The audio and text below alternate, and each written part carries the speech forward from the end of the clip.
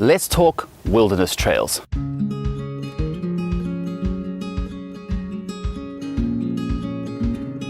In South Africa, we have a designated zonal demarcation for wilderness areas.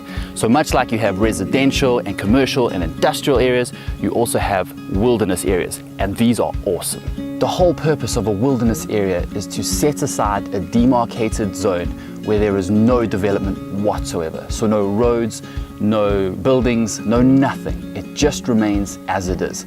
So these are extremely valuable spaces. There are dozens of wilderness areas throughout South Africa, but the one I really want to focus on today is the Unported Wilderness Area, and that can be found in the southern reaches of that reserve. One of the best ways to experience a wilderness area is by doing a wilderness trail.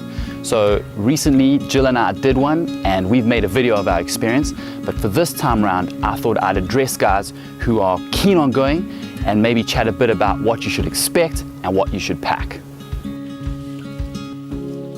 So when you're thinking of packing for the wilderness trail, think minimalistic. In fact, think minimalistic for the entire trip. You're only going to bring in the bare essentials. You're going to carry them in on your back, and you're going to leave nothing behind. You can only take in so much, so you're probably going to be wearing the same clothes quite a bit during your trip, so be prepared for that. It's probably also worth noting that during one of these trips, you're going to be exposed to the elements 24/7. Now, don't think of that as a bad thing. In fact, that's kind of the point. The Unported area can get really hot, especially in the summertime. So during the day you can expect some high temperatures, but don't forget at night it can get pretty cold as well, especially if you're camped near a river. So you're gonna have to prepare for every eventuality. To start off with, I'd suggest bringing in 2 pairs of t-shirts and some zip-off pants, much like these pants I'm wearing here. So you can zip them down. They act as long pants or short pants. They're great for walking through the bush. You don't get scratched by thorns and whatnot on your legs. And what's more, they dry really quickly. To keep warm, you can bring a few long sleeves or just a sleeveless jacket, which I kind of prefer. But the best item for keeping warm by far is a down jacket. Now these are incredible inventions. They're super light, super wind resistant, super warm, and what's more, they pack down to virtually nothing. They're a must on any bush excursion. You're also gonna pack your underwear and your socks, and if there's one thing you can be really liberal with, be liberal with these for your sake and the sake of your trail mates. And most importantly, I cannot stress this enough, bring good hiking shoes. Make sure they are comfortable, make sure they fit. If you don't have that, you're gonna have the worst experience of your life. You might wanna add some gaiters, but that's really up to you. Those just keep seeds and stones and things like that out of your shoes. Another big thing to consider out in the bush is sun protection. So bring a sun hat, bring lots of sun cream and some sunglasses.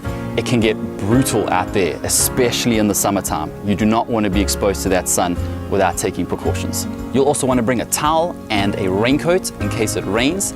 And if you're thinking of going in the wintertime, you might want to consider thermal underwear. But to be honest, I went in winter and didn't find this necessary. The sleeping bags you get are really warm, and I found that just wearing a beanie at night was a lot more effective at keeping me warm. As far as toiletries go, you'll be happy to know you can bring in your toothbrush and your toothpaste, but if you plan on bathing yourself, make sure you bring biodegradable soap. We didn't use any soap. In fact, we just used a scouring face cloth, and that worked just fine. Make sure you also bring some mosquito repellent, especially in the summertime. They can be a real nag. There's also some extra items you might want to consider, such as bringing along a camera, but be wary with this. It can be very, very distracting, not only to yourself, but also to your fellow trail mates. There is nothing worse than standing in the bush, trying to take in the surroundings, and all that you can hear is the sound of a trigger-happy photographer. It really is super distracting. So bring the camera, but just be light with it. You can bring some walking sticks if you find that that's more comfortable for you. There was no real hectic sections of the hike. 1 or 2 scrambles, but the large majority of your walk is actually quite flat. You'll want to bring in a torch or a headlamp of sorts, because there's quite literally no light after dark. A good penknife is always handy, and last but most certainly not least is a good pair of binoculars. These are essential. That's the things you can bring. Let's talk about a few of the things you shouldn't bring. Your watch, your wallet, your phone, any other electronic device. To be honest, they're going to be taken from you anyway, so there's no point in trying to sneak them in. The whole point of this experience is to purge yourself of those things, so embrace that. I'd also recommend bringing along a journal rather than a reading book. Reading tends to take you out of your environment, while journaling sort of causes you to reflect. So you don't really want to be missing out on things. So a good journal is really, really handy. If you're expecting a bush hotel, then I'd probably suggest that this is not the trip for you. You're going to be expected to be a team player. There are going to be other trailers with you, and you all need to pull together to cook, to clean, collect wood, collect water. You'll even have to sit guard at night, which I found to be one of the most rewarding experiences of the entire trip. So that's it for this video. If you found this helpful, give it a like and subscribe to us.